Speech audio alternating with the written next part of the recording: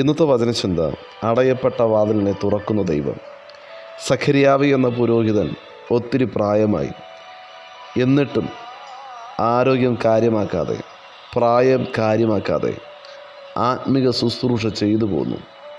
എന്നാൽ സഖരിയാവിന് തലമുറയില്ലായിരുന്നു. സഖരിയാവ് ഭാരപ്പെട്ടിരുന്നു. സഖരിയാവിന് തലമുറയില്ലാതെ നിരാശപ്പെടുമ്പോൾ സഖരിയാവിൻ്റെ വേദന അറിയുന്ന സ്വർഗമുണ്ടായിരുന്നു.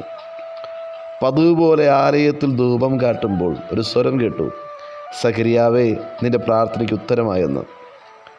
അനേക വർഷം ആലയത്തിൽ ശുശ്രൂഷ ചെയ്തിട്ടും ഇതുവരെ കേൾക്കാത്ത ദൈവശബ്ദം സഖരിയാവ് കേട്ടുവെങ്കിൽ പ്രതീക്ഷകൾ അസ്തമിക്കുന്നിടത്ത് താങ്കൾക്ക് വേണ്ടി ദൈവം തൻ്റെ ദൂതനയക്കും. തുറക്കാത്ത വാതിലിനെ ദൈവം താങ്കൾക്കായി തുറക്കും. ചില വാതിൽ അടയുമ്പോൾ ദൈവവുമായുള്ള ബന്ധം വളരുവാനാണെന്ന് തിരിച്ചറിയണം. ഹന്നയ്ക്ക് തലമുറയില്ലാതിരുന്നപ്പോൾ ദൈവവുമായി ഹന്ന ഏറെ അടുത്തു. ഹന്ന ഹൃദയം ദൈവത്തോട് പകർന്നു.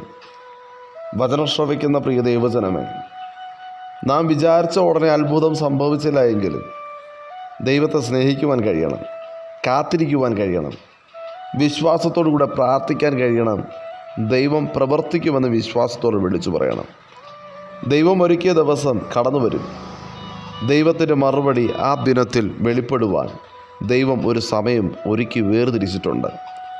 അന്ന് സഖരിയാവിൻ്റെ പേർ വിളിച്ചതുപോലെ വചനം ശ്രവിക്കുന്ന താങ്കളുടെ പേരും വിളിക്കും, താങ്കളെ പുറത്തു കൊണ്ടുവരും. എത്രത്തോളം വേദന അനുഭവിക്കുന്നുവോ അത്രത്തോളം മഹത്വമായിരിക്കും ദൈവം താങ്കൾക്ക് നൽകുന്ന വിടുതൽ. ദൈവം ഒരുവന് വേണ്ടി ഒരു വാതിൽ തുറന്നാൽ ആ വാതിൽ ആർക്കും അടയ്ക്കുവാൻ സാധ്യമല്ല എന്ന് തിരിച്ചറിയണം. മാനുഷിക ബുദ്ധികളൊക്കെയും പരാജയപ്പെടും, ദൈവിക പദ്ധതികൾ വിജയിക്കും. വിശുദ്ധ വേദപുസ്തകം പരിശോധിച്ചാൽ ഭക്തനായ യോസേഫിനെ കാണാം. ഭക്തനായ യോസേഫിന് തൻ്റെ ജീവിതത്തിൽ നിരവധി പ്രതിസന്ധികളിൽ കൂടെ കടന്നു പോകേണ്ടി വന്നു. ദൈവം മിസ്രൈമിൽ യോസേഫിന് വേണ്ടി തുറന്ന വാതിൽ ആർക്കും അടയ്ക്കുവാൻ കഴിഞ്ഞില്ല. താങ്കളുടെ ജീവിതത്തിൽ ദൈവം ഒരു വാതിൽ തുറന്നാൽ ഒരു വ്യക്തിക്കും അത് അടയ്ക്കുവാൻ സാധ്യമല്ല. കാരണം ആ വാതിൽ തുറന്നത് ദൈവമാണ്. താങ്കൾ അറിയാതെ താങ്കൾക്ക് വേണ്ടി നന്മയുടെ ഒരു പുതുവഴി ഈ ദിവസങ്ങളിൽ ദൈവം തുറക്കും. വിശ്വസിക്കുക. വെളിപ്പാട് പുസ്തകം 3-8 തിരുവചനം വിളിച്ചു പറയുന്നു, ഞാൻ നിൻ്റെ പ്രവൃത്തി അറിയുന്നു. ഇതാ, ഞാൻ നിൻ്റെ മുമ്പിൽ ഒരു വാതിൽ തുറന്നു വച്ചിരിക്കുന്നു, അതാർക്കും അടച്ചുകൂടാ. നമ്മുടെ സങ്കല്പങ്ങൾക്കപ്പുറമായിട്ടുള്ള അനുഗ്രഹങ്ങളാണ് തുറക്കപ്പെടുന്ന വാതിലുകൾ സൂചിപ്പിക്കുന്നത്. ഇസ്രായേൽ മക്കൾ വാഗ്ദത്തം കീഴടക്കുന്ന ചരിത്രം യോശുവയുടെ പുസ്തകത്തിൽ വിവരിക്കുന്നുണ്ട്. അവർ വാഗ്ദത്തദേശത്തിൻ്റെ അവകാശം ഏറ്റെടുക്കുമ്പോൾ അവരുടെ പൂർവ്വപിതാവായ അബ്രഹാം ഒരിക്കൽ കൈവശം വച്ചിരിക്കുന്ന ദേശം അവർ തിരികെ പിടിച്ചടക്കുവാനിടയായി.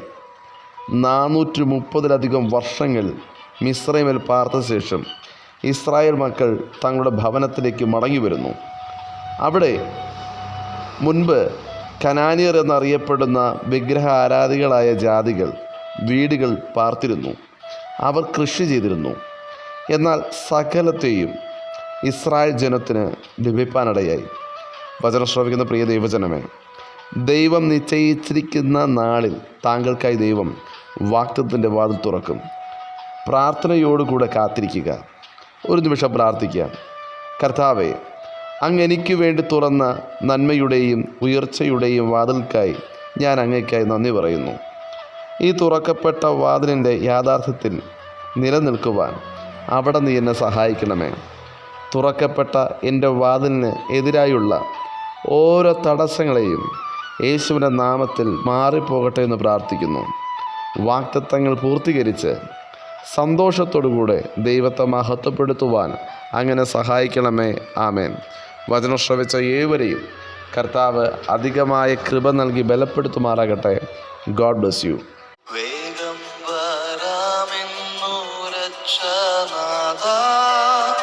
നോക്കി നോക്കി കൺകൾ മങ്ങിടുന്നേ, വേഗം വരാമെന്നു രക്ഷ